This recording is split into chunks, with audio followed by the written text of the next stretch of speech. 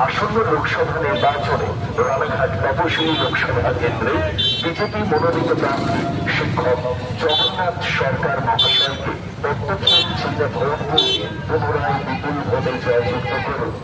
রানাঘাট লোকসভা কেন্দ্রের উন্নয়নকে